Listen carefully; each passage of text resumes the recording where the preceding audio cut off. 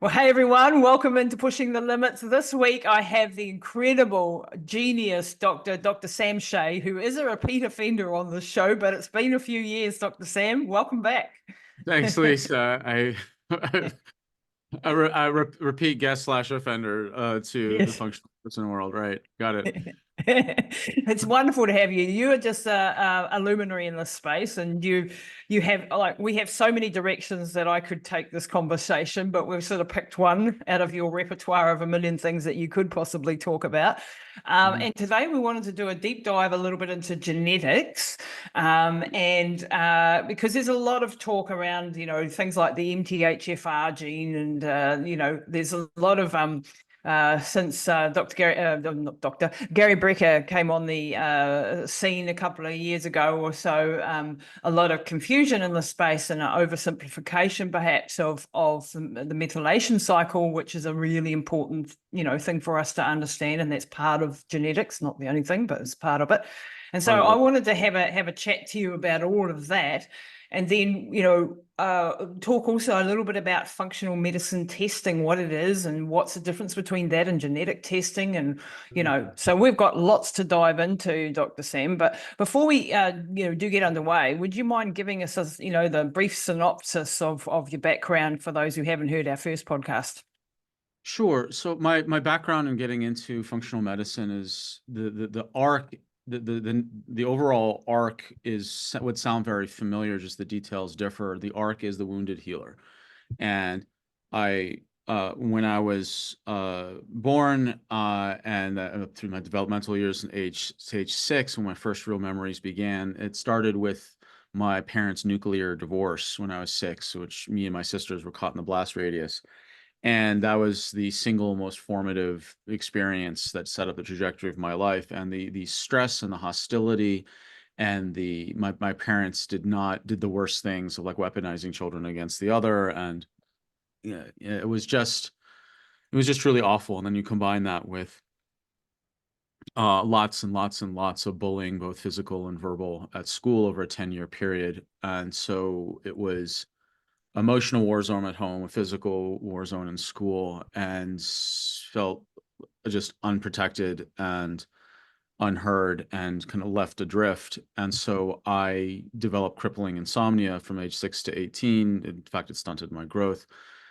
Eating disorder, sugar addiction. I drowned in video games and screens. I was anxious, depressed, really bad GI problems that were embarrassing and humiliating, and was like sickly and frail, and it just became this positive feedback loop where I was just a target for more and more negative attention at school. Uh, and I was fed a terrible diet because both my parents, being psychiatrists, didn't know anything about physical health. Their approach was, there's something wrong with your mind and you need an SSRI. And it felt it felt like I was being medicated into submission. So it wasn't fun. It wasn't a fun start. And I decided in high school that I have to really take control of my own health. And that's when I discovered natural medicine through reading a book by Dr. Bernard Jensen, who people may not know that name, but he's written like 60 something books. Wow. And he's kind of the grandfather of naturopathy in the United States. And the book he wrote that influenced me was Dr. Jensen's Guide to Better Bowel Care, which was a very significant issue for me. And that's what opened my eyes to this whole other world.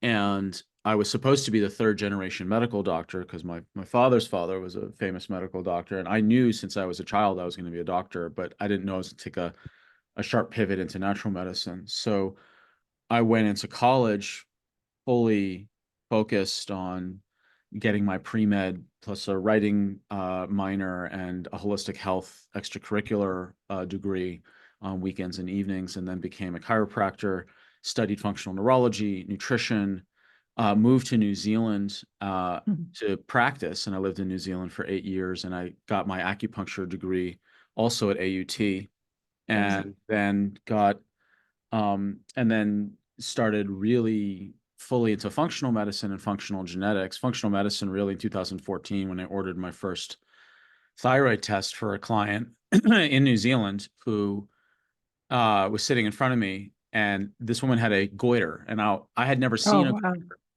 until I moved to New Zealand, and I saw my first one within a month of getting to New Zealand, at which my brain was not computing what I was seeing because I thought those Mm, things cured literally in the 50s, but mm, evidently not in New Zealand. And mm, so this woman in front of me had a goiter plus every single sign that you could find of hypothyroidism, and mm. this woman told me she saw her endocrinologist specialist who ran just her TSH, Oh, brilliant. at just her TSH, and said her thyroid was fine and that Yeah, she needs yeah. antidepressant and stop complaining.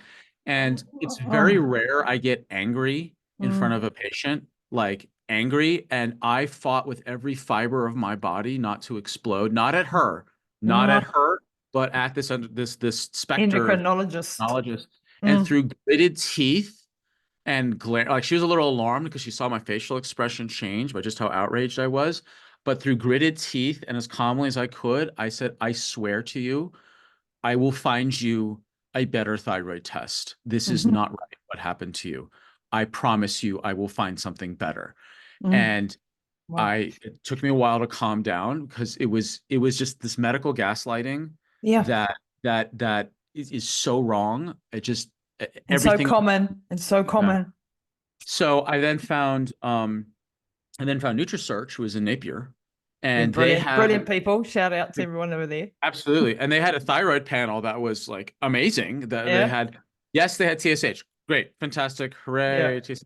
They also Yeah. it was also free T3, free T4, reverse T3, anti-thyroglobulin, anti-thyroperoxidase, and anti-TSH receptor antibodies. So there Wow. was seven Yeah. markers, not one, and that was the launch into helping this woman actually show that she had an antibody reaction to her thyroid. And then they also have iodine tests as well to check for the things with the goiter rather. And that really launched functional medicine. And then later on in 2016 I started functional genetics through uh uh, uh through a collaborative company with NutriSearch, and that company's called Fit Genes in Mm, Australia. And the NutriSearch is the distributor of the Fit Genes genetics in mm, New Zealand. And so I got really heavy into functional medicine. Now, I learned functional medicine a lot when I was studying functional neurology back in graduate school, but actually implementing it really didn't start till 2014. In that interim period, I developed the 10 pillars of health, which is what we talked about last time, and there's my model or framework for analyzing what the 10 different pillars of health. We won't we have another podcast people can refer back to for yeah. that. We'll link to that. Yep. So we have like the lifestyle framework with the 10 pillars. And that's so lifestyle for people to understand that the connection of lifestyle and lab testing is the following. Lifestyle is looking at all the external factors that we do and can extrinsically and explicitly control that affect us. Lab testing is look on the internal chemistry to see what is going on, what biochemistry has been broken or damaged that we cannot really figure out through the outside in, but we have to figure out from the inside out, use lab testing, and then we create customized nutrition, diet, and lifestyle changes based on the data, which we can then retest and look at progress. And you've got these two different parallel systems of changing lifestyle based on lifestyle analysis, and then you got changing nutrition and nutrients based on the labs. And to speak to maybe jumping ahead, the difference between genetic testing and functional testing is this. Functional testing, and by functional testing, I'm including thyroid tests, like what's your thyroid levels now? Gut tests, what hidden infections are now? What do you have H. pylori? What are your digestion markers now? What your baseline commensal normal bacteria are now? You can include mitochondria and amino acids, fatty acids, vitamins, minerals, heavy metals, mold, Lyme,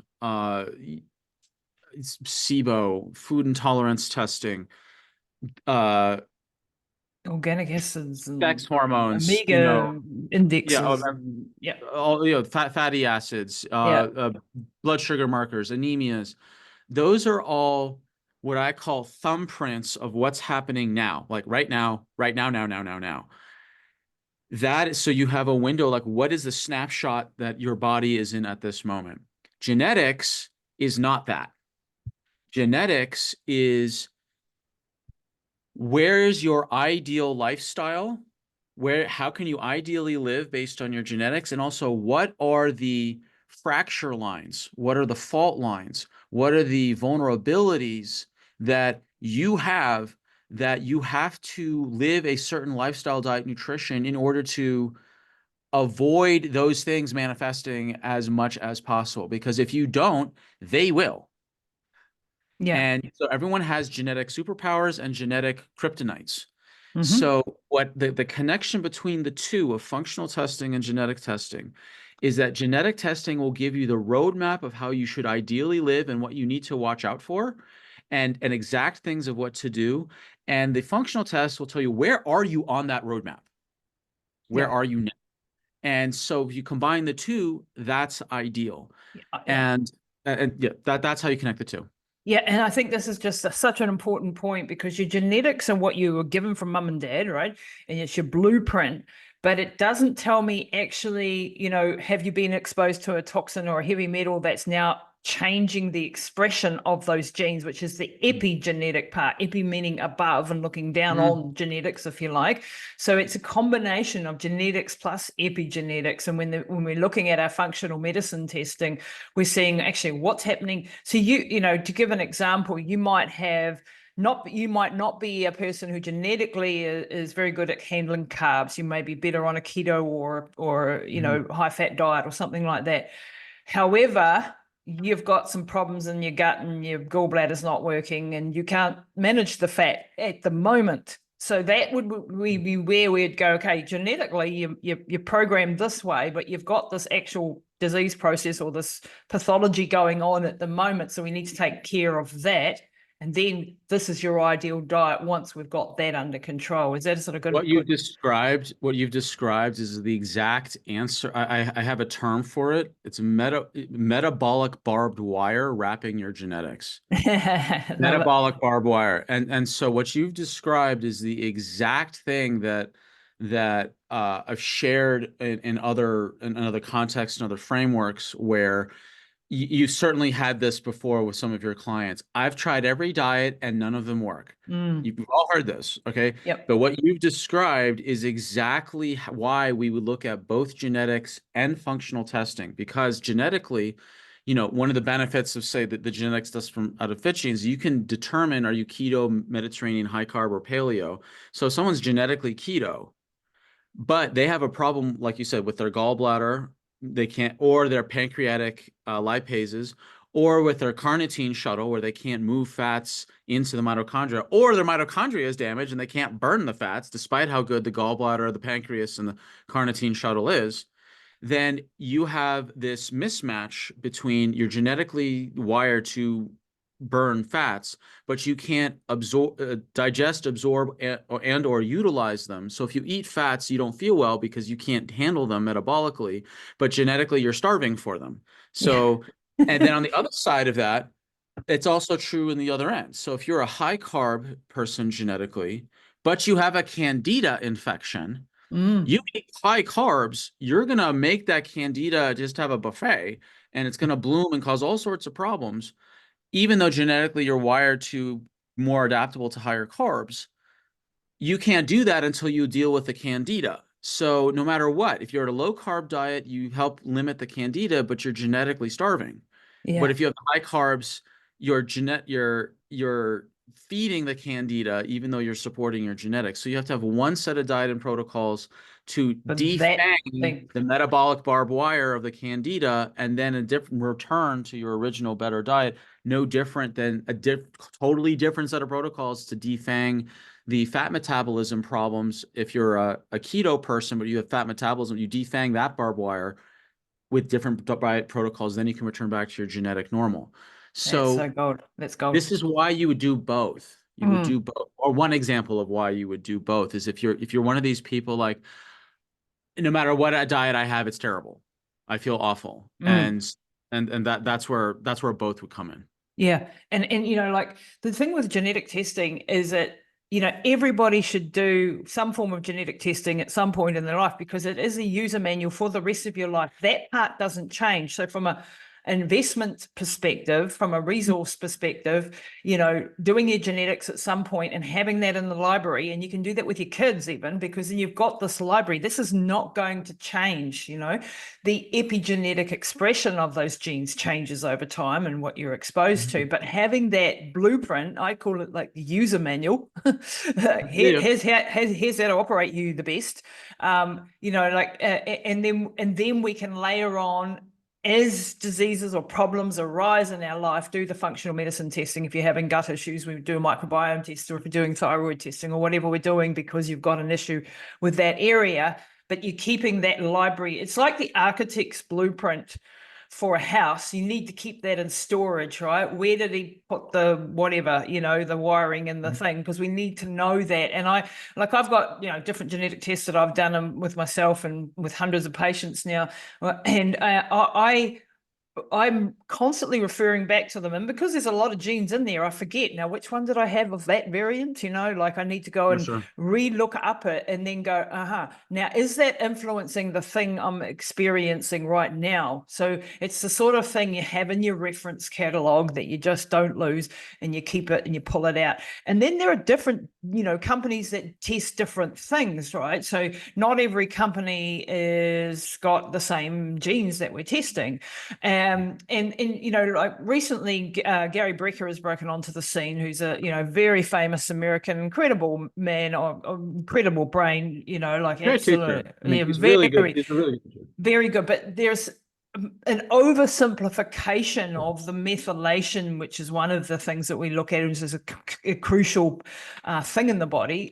Can you explain a little bit what methylation is, and why is it not just the MTHFR gene that everybody's talking about, and everyone's forgetting the other genes, the MTR, the MTRR, the SHMT1, the FUT2, the MTF HFD1, all of these other genes have sort of been in the background when they're as important as the famous one. Yeah, so there's the overall topic of why does methylation have this kind of primacy in the mind around genetics? Is that primacy accurate? And then there's the specifics of, we've got an individual who's promoting 5 specific gene SNPs, of even though there's at least a dozen and a half that are related to methylation. And then are those 5 SNPs the most important? If not, why?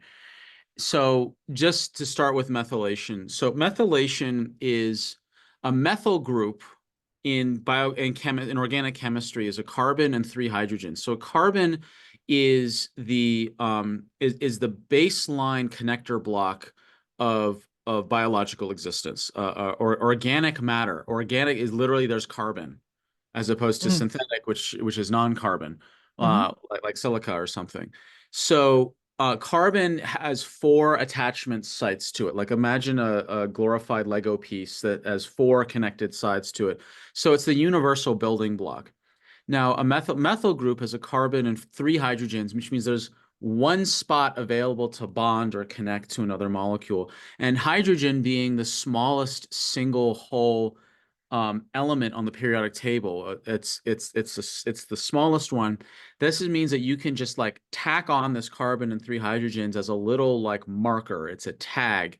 It's the tiniest whole change of a molecule, of like a molecule that you can make.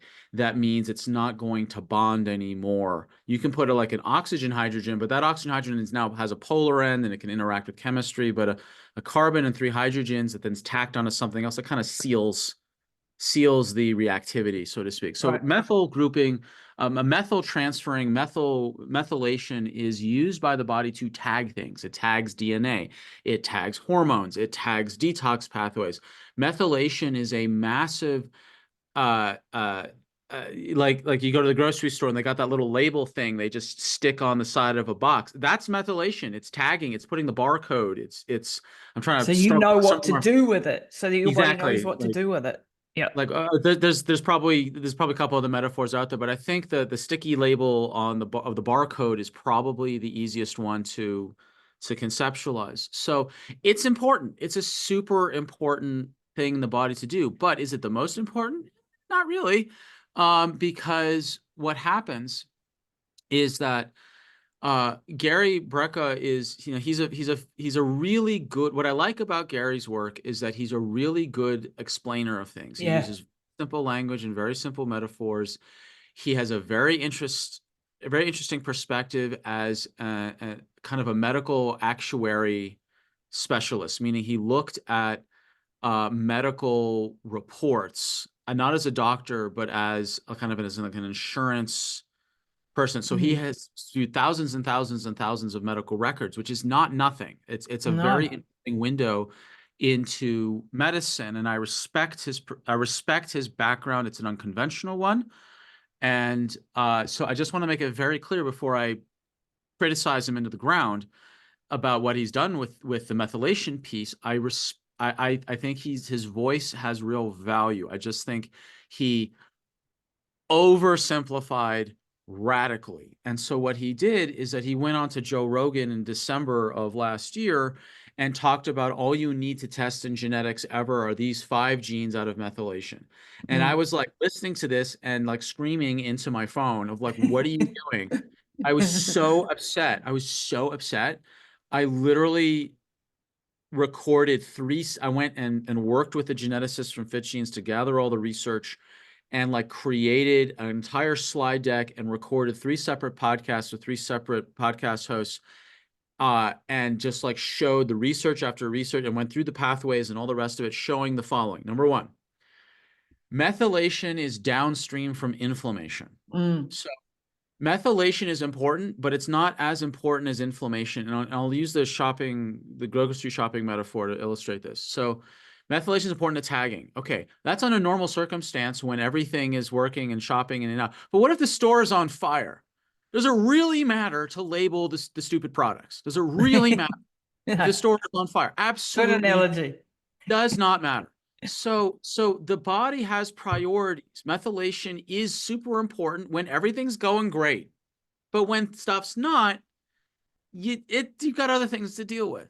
So there's 15 major inflammatory genes Mm-hmm. that, and I won't name them all because we don't need to rattle off this kind of hexadecimal hieroglyphic fancy number listings or whatever. And if people are curious, you can go look up my methylation podcast on my YouTube channel. I shove screenshots and you can see all the different Yeah, genes. we might link to that. Yeah. Yeah.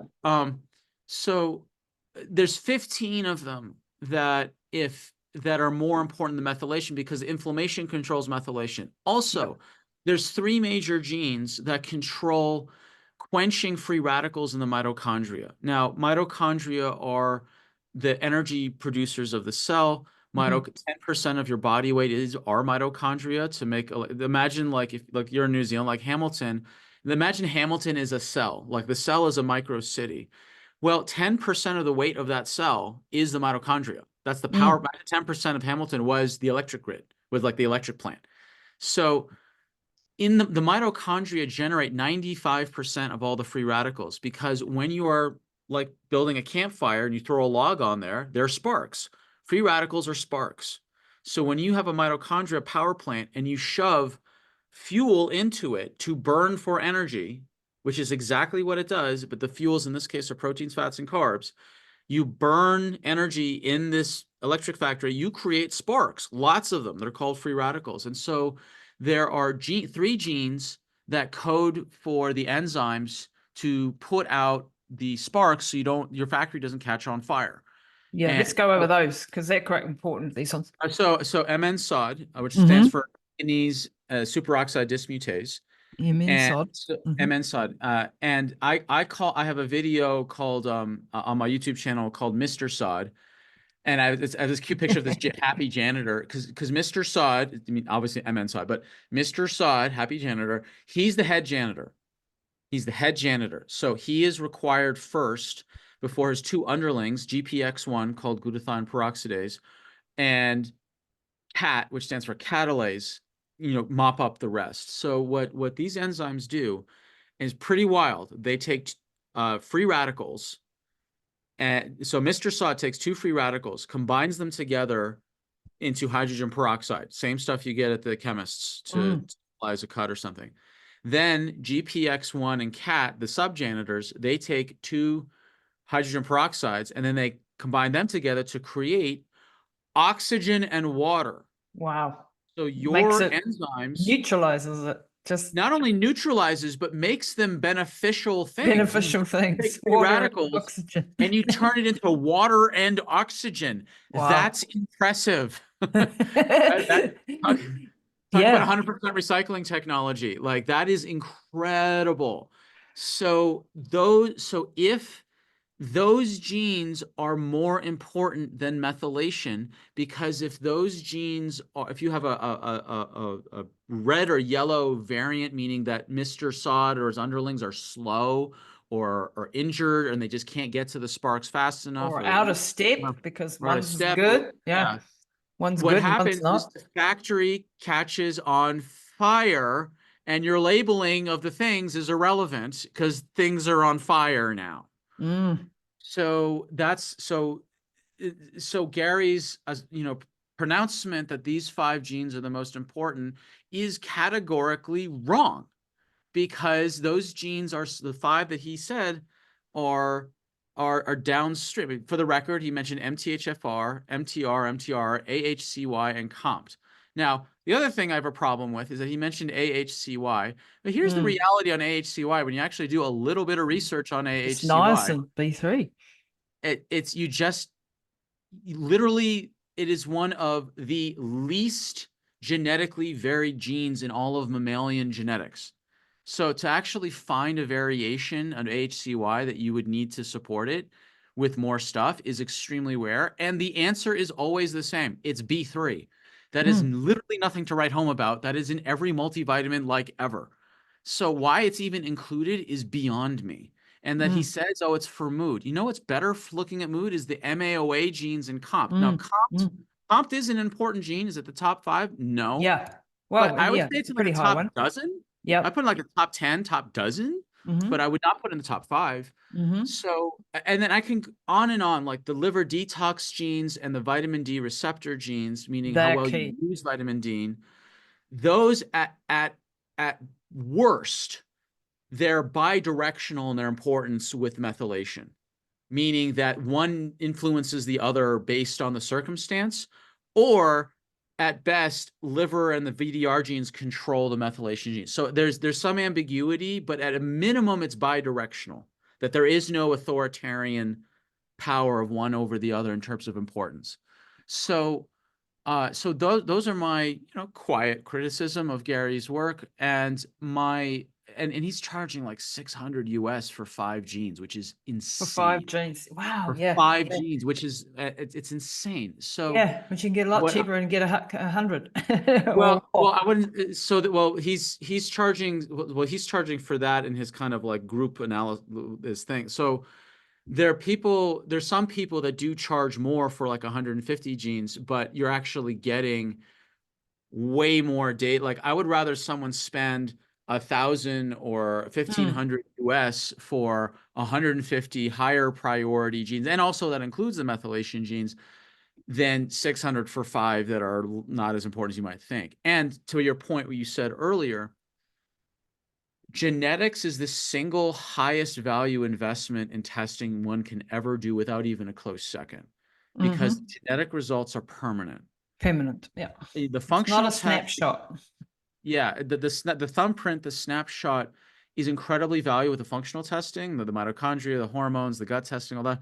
But the value of those tests rapidly decays, especially after 6 months of the test. Whereas the genetics, it's a one and done. So if people had to allocate resources to start with, and they want to look, what is the one thing that I know I'm going to have value for as long as possible and create the most dividends over the longest period of time, it's 100% genetics.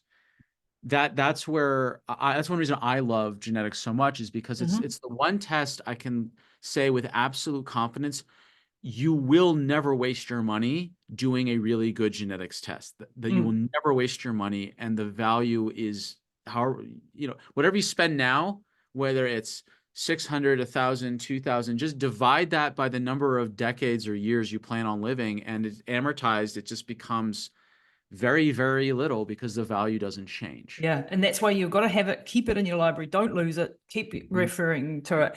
I mean, like one of the things I heard in one of your lectures, and it was a provocative title about exercise causing obesity or something to that It's nature. called exercise induced. It was okay. So just Obesity. the technical title was called exercise induced obesity. That's the It was a one. genetics lecture I gave. Yeah, it was intentionally a pretty provocative title, Yeah, but but it go on. was so like I just absolutely laughed because I've been an ultra marathon runner, right? Like extreme ultra endurance athlete for 25 years. One of the reasons I started Sam was because I wanted to lose weight, right? And Uh-huh. the paradoxical thing was the more I ran, the fatter I got.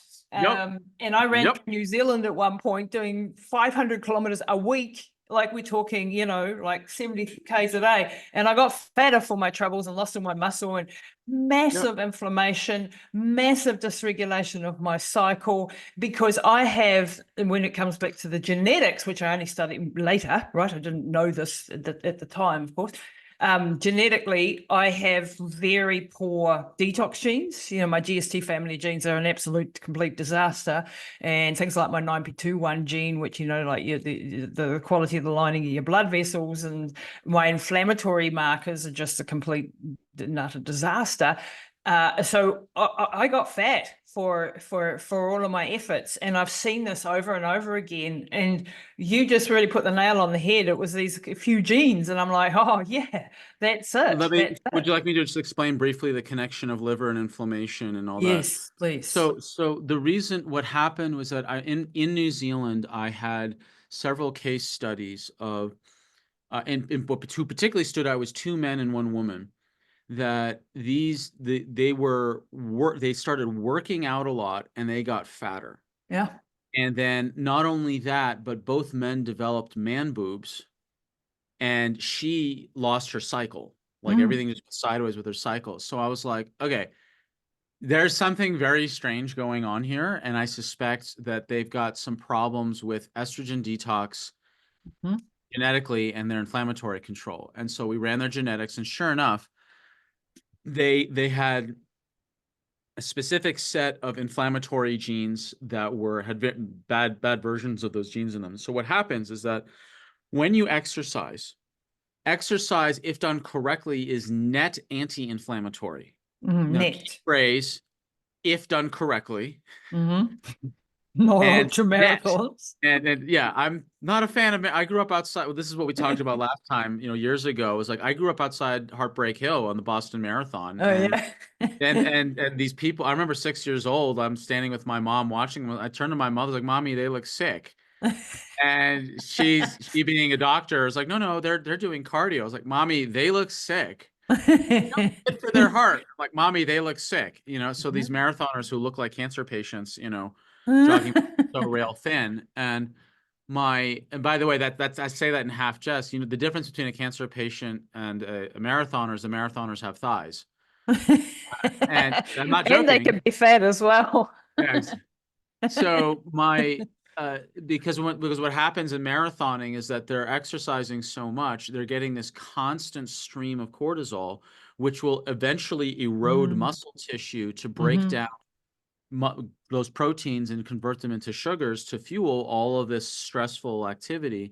And only the thighs get any actual workout because of the only muscles in real use. Yeah, I was Real, completely flaccid up top. Like yeah, when I was now, absolutely. not now, I'm ripped like hell and because I go Yeah. to the gym all the time. But you know, So what happened is that you've got this cortisol release with marathoning, but no growth hormone. So you have no repair to rebuild the wow. muscles afterwards.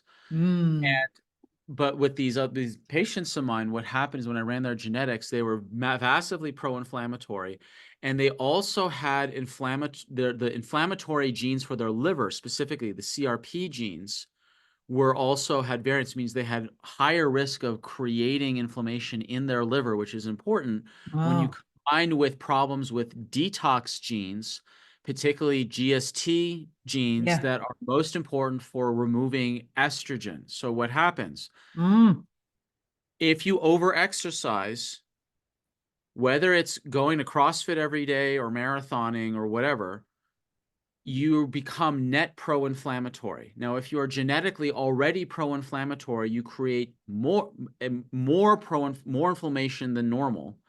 Now, if your liver becomes inflamed, your liver will prioritizing putting out the fire in the liver than taking out the garbage. If your kitchen has garbage that's full and the stove is on fire, what's the priority? The Stove. stove, the kitchen on fire is the priority. So you combine, your liver is now preoccupied with putting out the fire. Dealing with this estrogen nonsense is not important. Now you put on top of that someone who's genetically struggles to detox estrogen anyway to an Which I already did too. preoccupied on fire liver. You Yeah. now accumulate estrogen just floating around.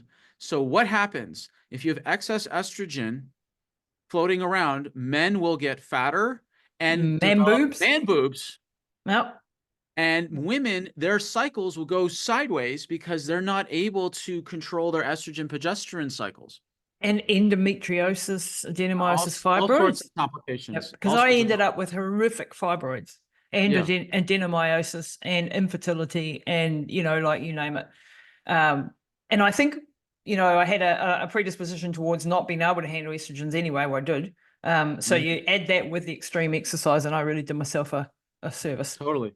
So A the disservice. answers for these clients was really straightforward because it Yeah. was based on genes. Mm. Now, everyone else in their world was telling them need to diet more, Yeah. Eat calories less, less, exercise and more. exercise more, which was the worst thing they could have done. Yeah. So according to their genetics, I put them on an anti-inflammatory, liver detox, estrogen reducing diet and lifestyle with liver supporting anti-inflammatory estrogen detoxing supplements, and some of them I also ran hormone panels as well to track the. And so one of the gentlemen lost 40. Sorry, he lost what was it, 40 kg? He was really heavy. I think he lost something like, it was either 20. I mix up the pounds and kgs. He either lost Yeah. 40 kgs or 40 A pounds in shot one month. load. And Yeah. then the other guy lost 2 kgs a week for, it was either 11 or 13 weeks, some prime number of 11 or 13. And all their man boobs went away, the belly went out, and more importantly, the pain in all their joints went away. They were in pain from the inflammation. And with her, so when she started doing CrossFit, she went, this new trainer she got without telling me, just put her onto CrossFit. That's how she started to get overinflamed, and she got fatter. Her muscle tone washed away. Her cycles went off. I pulled her back and says, you are only allowed to do CrossFit twice a week, and you do this protocol at going forward. And then so her muscle tone returned, her weight went down and normalized. She looked a lot fitter. She felt a lot better, and her cycles came back. Yep. Now, the gentlemen, I also identified in their lifestyle that they were exposed to exogenous or external estrogens, heated plastics, pesticides on their Micro. vegetables. There was certain body products that are usually loaded with plastic, like estrogen, and so on. And so we reduced the estrogen exposure and dealt with the liver, dealt with the inflammation and all that stuff. And they normalized. And that was based on genes. And that's why I built that provocative title of exercise-induced obesity. Well, I'm the poster child for that. I struggled my entire life with weight, despite running 70,000 kilometers in my lifetime. When I did my genetics and I realized that I was not suited to what I was doing and changed it all up, I got leaner than I'd ever been before. And I was, menopausal as well, where you're meant to put on weight, where you generally put on weight and stuff. Yep. And got, a six pack and ripped and really lean on a tenth of the exercise I was doing. And I changed that exercise. So it's a lot more weight training. It's a lot more, muscle is the currency of longevity. I repeat over and over ad nauseum on this podcast. And I think, we need to be doing not less cardio. I mean, we need cardio, but we don't want to be doing that extreme of cardio, especially with the genetics that I've got. So if you're an ultra marathon runner or a marathon runner, or someone doing extreme CrossFit, go and do your genetics first. Because I did the same thing to my husband. I made him get up and 5 a.m. and do CrossFit workouts with me, which worked for me Huh. actually, because it was short, sharp, high intensity. The long stuff didn't work for me. But for him, he got fatter, his testosterone went down, his estrogen went up, and he put on weight around the middle for his troubles. It was the wrong time of the day for his training. It was the wrong type of training, and so on and so forth. So this is really powerful stuff. And for those people that are banging their head against the wall, doing all the things, blaming themselves because they're getting fatter, and then you must be just an undisciplined person. No, no, no, no. I had a young lady this week, doing all of the things, but got PCOS, got estrogen problems, got, Yep. all of the things. And she's just like, desperate, like, and doing everything right that she thinks is right. And it just, for me to say it's not your fault and you're just doing the wrong things, no one's told you what to do, the weight that comes off, like literally that you're carrying this guilt of being not Mhm. good enough, not good enough. Totally. It's heartbreaking. It's a form what I've seen in the exercise and diet world is basically well-intended gaslighting. Yeah. Yeah. And Just, it's yeah. like Don't let them. just like if you're clearly you're not disciplined enough, you're not strong, you need to do more of the same thing that's gotten you worse. And the reality is that people can now get customized and personalized protocols based on their actual genes, and they're working with what they've been born instead of fighting with it. And even recently, the same genetics company has now created an entire exercise report, Wow. looking at the actin 3 gene, like are Mhm. you slow twitch, fast twitch, or intermediate twitch, and that affects what sport you can perform at a high level. Now, to be careful, because some people have Yeah. a switch and think, oh, I should be marathoning all the time. It's like, actually, no. That means that if you were to pick a sport that you could excel at in terms of performance, you would perform really well in marathoning. It doesn't mean marathoning is air quotes good for you. It means that if you were to excel beyond average person, you can do that. Same thing with someone who is a slow twitch. They're like, oh, I'm just going to power lift and do Tabatas every day. No, that means that you can be one of these more freakishly strong people if you were to compete. Being in competition doesn't always mean you're healthy. And that's No. real distinction people misunderstand. They think these Olympic athletes are healthy. I don't No. know. No. I don't know. No. So And performance and health can be an antagonism to each other. Absolutely, they can. And I think, you've got to choose. I mean, there are times in your life where you choose to do things for a specific reason, and it's not Yeah. always because it's healthy and you want to reach your potential and you want to do your thing, and that's fine. Then let's help you do that in the safest manner possible with the best support, knowing that, say, running through Death Valley, like I did a couple of times, is probably not the healthiest thing to do, right? But As you do. Just run through Death Valley because it's Tuesday. Why not? I'm bored. Nothing's on TV. Just run Death Valley. But don't do like I did, the mistake I made. I could have done that, right? But I needed to take another 6 months off before I did anything Right, else. And I that's super didn't. important. The recovery. So the one thing, like for example, this exercise report, genetics report, there's an entire section on recovery, the genetics of recovery. So there's two genes, for the record, call 5A1, call 1A1, about how well your collagen repairs. Wow. Don't And know then those there's ones. Yeah. there's two genes called the VDR and VDR1 and VDR2 genes, like Yeah. how well you Yeah. use vitamin D to drop inflammation Wow. and build and support your immunity. Then there's interleukin 6 and TNF alpha, which are like the keystone pro-inflammatory genes. So for me, I've got reds down both the collagen, the VDRs, and yellow on interleukin 6 and TNF alpha, which explained to me why I could I could do an exercise activity, but I needed longer to recover, or I would injure myself. So if I had known this genetics ahead of time, Mm, what it would not have said is, oh, look, you're weak and fragile, don't exercise. That is not what it's saying. What mm. it is saying is that You need to plan your recovery consciously. You need to plan whether it's saunas, sleep, naps, um, body work, just light. I do not do my Yoga. high Yeah. intensity world is 3 days a week tops is Yeah. high Me intensity. too. That is it.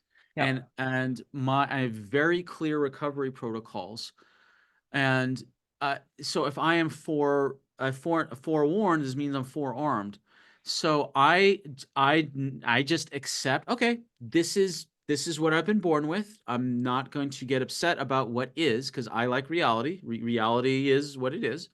And I modify my exercise techniques based on my genetics. And I don't begrudge it. It's just what is. And I'm so much healthier and stronger and less injured and not like I used to have joint pain. Before I did this Yeah, me genetics, too. Yeah. Wow. I had chronic joint pain like an 80-year-old man. And Wow. when I ran my genetics tests, I learned I was a hyperinflamer. So of those 15 genes that are pro-inflammatory, I have 13 that have variants on them. 13. Wow.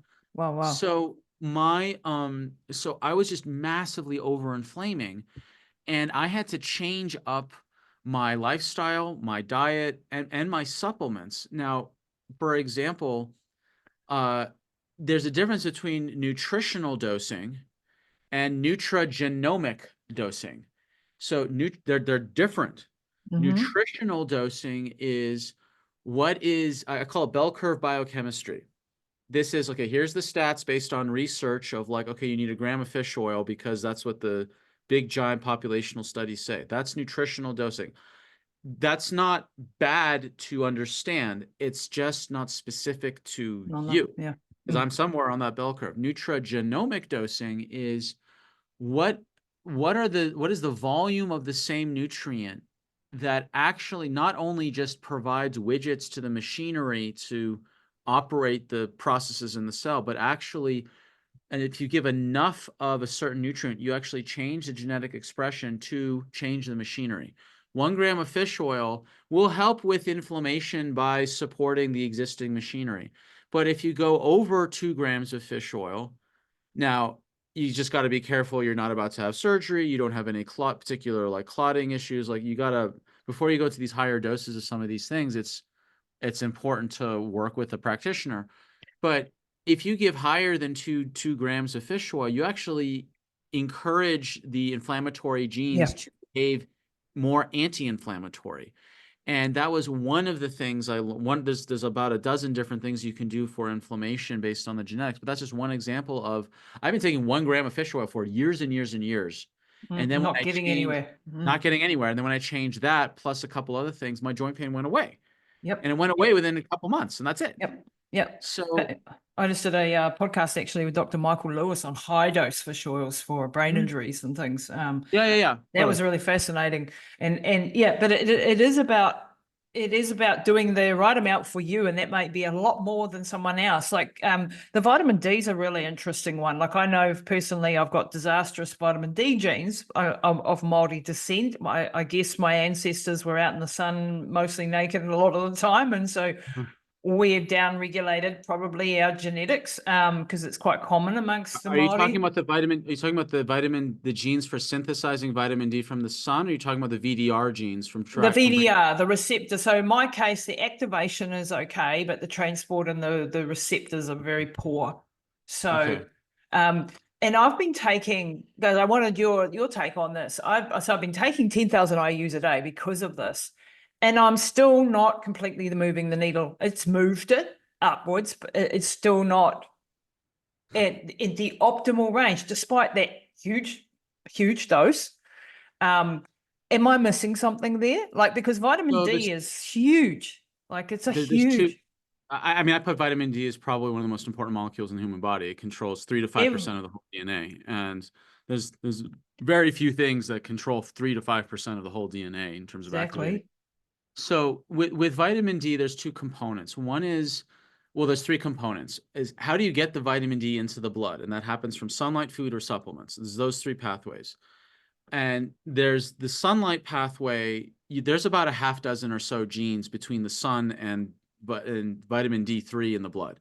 So Mm. if you've got um, so that matters. Some people can't really synthesize vitamin D from the sun, and especially in New Zealand with the angle of UVB, that is the correct UV light to actually help convert the first step of cholesterol from the skin, from blood flow near the skin, to convert it along the multi-step pathways through liver and kidneys to form vitamin D. Wow. You need UVB light. UVB light is only in New Zealand from about 11 a.m. to 3 p.m. and only in the summer. Wow. Because of the curvature of the Earth, the UVB angle doesn't get to New Zealand. So getting vitamin D from sunlight in New Zealand is kind of a joke. Right. Didn't Kind of know a joke. that. And Didn't know and that at and there's a all. great free app I would recommend everyone get called D-Minder, like reminder, but with a Hmm. D instead of an RE for reminder.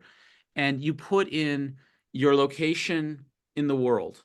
You put in um, your skin tone. You put in how much clothing you got on, how much time you're spending on the sun, how much skin is exposed, and it'll create an algorithm based on the time of day, the angle of the sun, your location, the amount of melanin in your skin, the amount of skin that's exposed, the time you're out there, and it has this algorithm to give you approximately how much vitamin D did you actually make. Mm. And so with New Zealand, is very difficult to get actual vitamin D from the sun. Very, Wow. very difficult. But you can get vitamin D a lot from, say, shellfish, which Uh-huh. was huge in and diet, just Yeah. living It's on from the our basically New ancestors. Zealand's a Yeah. giant coast. Yeah. Yeah. Yeah. Um, so like Wow. it's massive amounts of vitamin D. So shellfish has tons of vitamin D. So this So is like like how can mussels and power Yeah, and absolutely. Lots of oysters and vitamin D. Yeah, wow. shellfish, insects of the sea, and insects is the most nutrient dense foods on the planet per pound or per kilo are organ meats, insects, and spices, and shrimp and mollusks. So they're insects of the sea, effectively. So very, Wow. very dense nutritionally. So you've got getting vitamin D from the sun in New Zealand's kind of a joke. Oh. Uh, but D-Minder is actually going to give you an honest, approximate calculation of what's being effective and what's not. So that's one issue. The next issue is getting it from food. Now I've mentioned, shellfish, pasture-fed like organic egg yolks, pasture-fed meats, um, basically really, really healthy original fats, that because vitamin D is a fat-based molecule, so it's stored in the fat. Hmm. And getting vitamin D from foods is going to be in the high quality fats, and then getting them from supplements is obviously just from supplements. And I would recommend people really, if they can, focus on the practitioner level stuff because there's extra layers of quality and purity and Mm. better Mm. combinations. And so that comes to the issue around, we've come to sources of, there's a sourcing of vitamin D, then there's the amount of vitamin D. So uh, in the old DSM, in the old Merck manuals, they talk about hypervitaminosis D, meaning too much vitamin D, Mm. was 80,000 units per day taken every day for months. Exactly. That's not going to happen, is So, it? so 10, so to me, when I've worked with people therapeutically, when they've had really tanked vitamin D and by the numbers, instead of it being, you've got like I think the units in New Zealand, Australia, like nanomole per Yeah. something. Yeah. It's always hard to convert, but Yeah, so it's like 100 to 150, where in the US it's like the optimal 30 range to in New Zealand is like 100. 60 to 80. I think it's nanograms per deciliter in the US, but it's like nanomole per something, I forget. Yeah. So it's like 100 to 150 ideal in New Zealand, Australia, versus 60 to 80 in the US, different units. So if I've had people in New Zealand, it's like it's not, they don't have 100, 150, they've got like 30, like Yeah, super. exactly, So which is dangerous. I would give them like 20, 30,000, but I would be monitoring. They would retest the vitamin D. It's not 30,000 for life. It's you take and then You you check to see test. how your progress is going. Then so that's getting enough vitamin D into the bloodstream. But then the third step is getting vitamin D from the bloodstream into the cell. Yeah. And that's where So like genetically I'm disastrous. Yeah. So there's really only two real things that move the needle on that. To increase the expression of the VDR gene, to increase more docking sites on the surface of the cell, to pull vitamin D in. One is avoiding smoking and pollution. Firsthand, secondhand, thirdhand smoke and avoiding pollution. That will help because that will shut down the VDR receptors. Mm. The other thing that really helps is a molecule called sulforaphane. So, Yeah, I love it. so, I love it. so sulforaphane is commonly Oh. known from broccoli sprouts and so on. And sulforaphane is actually a mild pro-oxidant. It's a very Mm. interesting molecule. So it's what it does is that it's like exercise. It's a hormetic effect. It will Mhm. mildly irritate the cell, and in response, the cell will get super annoyed with this molecule and then like mobilize its anti-inflammatory genes, the VDR genes, some liver detox genes. Wow. So this little irritation will then create a massive net positive effect on the cell. Now, there's something we need to be really mindful of. And I learned this from Dr. Christine Houghton in Australia Yeah, about I've sulforaphane. interviewed her. Yeah. Yeah. And so the thing about people don't know about sulforaphane, or they don't connect the dots, except Christine, because I learned Dr. Houghton, I learned this from her, Mm. is that if you take sulforaphane with antioxidants, you're going Yeah. to muzzle the effect of it Yeah. because if it's a mild pro-oxidant and you give it with an antioxidant, and they're just going to cancel each other out. So the Yeah. antioxidant, That one's really bugged me. Like that one is really, and I've asked lots of other doctors and scientists that are specialists, say, in vitamin C A and A, E, C, yeah, selenium. and I've got such conflicting opinions on it, right? And I'm completely confused on it now, to be honest. Like, because with the sulforaphane, I'm a huge fan of vitamin C. I've done deep dives into intravenous vitamin C. I've interviewed like a dozen world Can I top vitamin simplify C. it for you? Can I just Eh? simplify this whole thing Yeah, for you? please. Okay. You take sulforaphane in the morning away Yeah. from other antioxidants, and that's it. And then you do all the other stuff Oh, after well, that's starting at exactly what I have been doing, That's but I it. didn't know whether that was enough of a gap, That to is up for debate, and I am just unwilling to get lost in that debate because there has to yeah. be a line in my head of Yeah. is practical versus what is ideal. Yeah.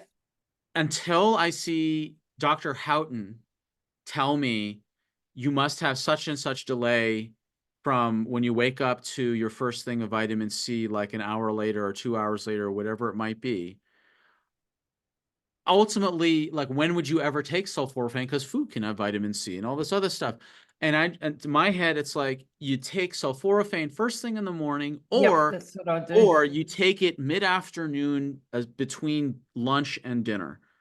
That's when you take it and you're done. And and if there's some loss because there's a small amount of vitamin C that kind of teeters along from a meal like an hour or two or three later, so be it. Like it's just there's a video game term called min-maxing.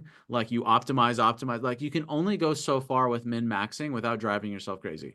Yeah, and it's really one that's really bugged me because I see the power of sulforaphane. I've experienced it in my own body. I mean, things like mum had terrible constipation issues after cancer and all sorts of brain damage and so on. That was the only thing that sorted out her gut. That it was really a key factor, shall we say. And it upregulates the NRF2 pathway, and it makes all these endogenous antioxidants and so on. But I'm also a huge fan of vitamin C. I know the power of vitamin C. Like I've done IV vitamin C's with mum for 10 years, and I'm, I've had one other person. I had one person who was so concerned about sulforaphane interacting with antioxidants. mm, Their solution was day on, day off. One mm, day they had sulforaphane, the other day they had the antioxidants, and they just alternated. that's a good idea Bless their too. heart. Like that is a legit strategy in my book. I Yep. think requires a lot more mental effort to keep track. And so there's kind of a practicality issue there, but if one can manage the alternate days of stuff, Yeah. do that, Because whatever. Like, there's even things like, like N-acetylcysteine too, which she says interferes with it. And of course, sure. that's a really important thing too for like brain injuries or for glutathione synthesis or, The way that I do N-acetylcysteine is the same way. It's sulforaphane first thing in the morning, and then it's whatever 600 to 900 milligrams of at NAC night. breakfast, lunch, dinner, and bedtime. Wow. And that's how I do it. Or if I'm feeling extra concerned, I won't do the NAC at breakfast, whatever. Well, Like I'm thank you for that because that's just been like for months this debate in my head. Like, how do I get the great of these both amazing things that I want to have in the yeah. mix? I want the benefits of both of them, not willing to I'd give say either of them up. for the diehards that can't reconcile it, like truly won't let it won't reconcile, you tell them the day on, day off. Yeah. And that is the cleanest way for them to reconcile it if they're willing to put in the work to do that.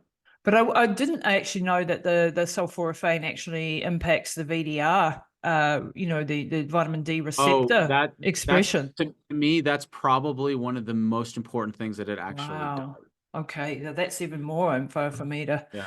Yeah, because that vitamin D, like in the past COVID pandemic, if everybody had optimized vitamin D levels, what a different world we would have been in. Mhm. And Yeah, and you'll and and notice it's most of the yeah, critical. absolutely. Yeah. Yeah. So my sense is that sulforaphane may exceed turmeric in popularity in the next 5 years. Wow. Wow. Mm. Yep. I'd say it's right up there. I mean, both of those are really, really fabulous.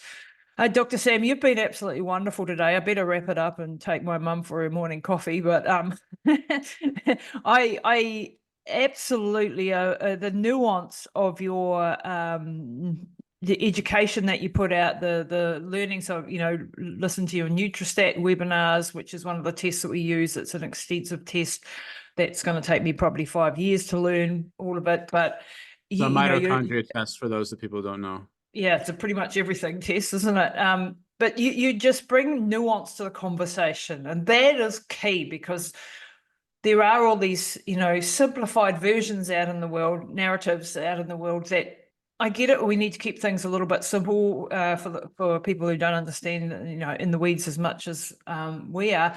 But it's still you can't black and white things. You can't go. Everybody should be on a keto diet, or everybody should be taking this, or everybody should be doing that. It doesn't work. And that nuance I really appreciate. So I'd love to have you back on whenever you want to talk.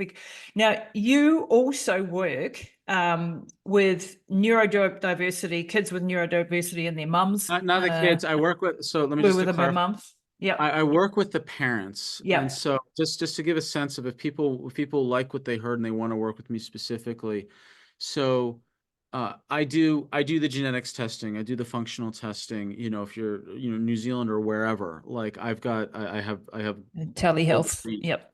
and on so there's that. If you're concerned about if you want to run these functional tests, if you want to run the 10 pillars of health and have a real analysis, uh, I have, at the time of this recording, I'm still doing free 15-minute discovery calls for people to see if it's a right match for them, for the labs and the 10 pillars. Then I have a special interest in helping parents of neurodiverse children because I am neurodiverse or neurodistinct. I have Asperger's syndrome, Hmm. and which is, a feature, not a bug. It explains why I can hyper absorb knowledge. Exactly. Well, you're But I super good at this stuff. but I can struggle socially. Like it's a blessing and a kryptonite. It's both. And also I'm despite the academic veneer, I'm also a stand-up comic. Yeah, And yeah. a full 1 hour comedy show on what it's like to have Asperger's, with the intent of providing the 60 minutes that I wish I had 30 years ago to explain how my brain worked. And Wow. the reason why I focus on helping the parents of neurodiverse kids. Now, neurodiverse can be Asperger's, it could be ADD, it could be OCD, it could be sensory issues, it could be any myriad of neurodiverse expression of a child's neurology. I focus on the parents because a couple reasons. One, parents can frequently self-sacrifice in the name of their kid, and that's ultimately not good for the kid. And also, if, like my mother was sleep deprived, stressed out, dysglycemic, and in chronic pain, and by her own admission, all of those things made her a made her really bit cranky, and she, Mm. by her own admission, made some really bad decisions on my behalf. So Mm. trying to focus on the child's air quotes problems may not actually may help the child, but it's not necessarily going to help the parents. It may help with like some like, oh, I'm less concerned about what's going on. But there's the parent, if the parents are sleep deprived, they've got indigestion, they got hormone imbalance, they've got dysglycemia, they're inflamed, they're in pain, there are all these other things. If you help the parents, the whole family is going to benefit no matter what, including the child. Everyone's going to win. And I wish my parents had access to the knowledge and the resources, I mean, or the tools that I wish a version of me today can go back to the version of me back then and help my parents so that everyone's Yeah. life would have been much better and the Wow. family would have been much more unified and have been more harmonic and just everyone would have been better off and family life would have been fun instead of deeply, deeply stressful. So Wow. and I'm not averse to, kids getting the support they need. It's just I'm Of course. choosing to focus on the parents because they're frequently neglected, and that if you help them, guaranteed the entire family is going to get helped. Oh, it's just that's beautiful. And if you've lived it, you've experienced it, that's why this passion comes through, Right. and as someone, I've been looking after my mum for 10 years now, and it's 24/7. um it is, everything's geared to what does mum need, what does mum need, what does mum need, and sometimes you're just absolutely exhausted and you are cranky Right. and you are grumpy and you are short and your husband gets the short end of the stick. I'm just talking reality here. Yep. um and so having somebody supporting the caregiver, the parent, the whatever the case may be, I agree. You got to put good inputs, because otherwise they suffer anyway, because you're short-tempered and sleep deprived and stressed up the wazoo. So I can totally relate to that. So not from the child perspective, but from the child looking after the parent perspective, which is also another area, that Once old, what was it Shakespeare said? Once old, twice a child. yeah. Yeah, and so I honor that approach you're taking. I think that's absolutely wonderful.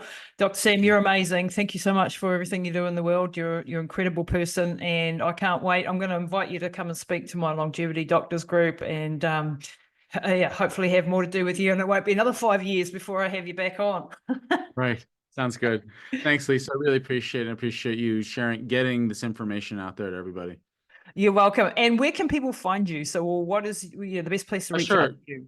Just a www.drsamshay.com, drsamshay.com. And I've been on like well over 100 podcasts and summits. You can put Dr. Sam Shay into iTunes, Spotify, YouTube. I have a whole YouTube channel of interviews and content. I've got some of my comedy stuff on there as well. So I have a lot of free content. I've got like a 3-day lifestyle nutrition guide on my website if people want. If people want to Wow, schedule a 5-minute chat, 15-minute discovery call, it's on my website as well. And yeah, that's so generous. It's huge. So, thank you. yeah, people go and work with Sam. Sort your life out. He teaches all of us. He teaches all the practitioners. He is the All right. man. So go and see him, Thank okay? you. I'm blushing. Thanks, doctors.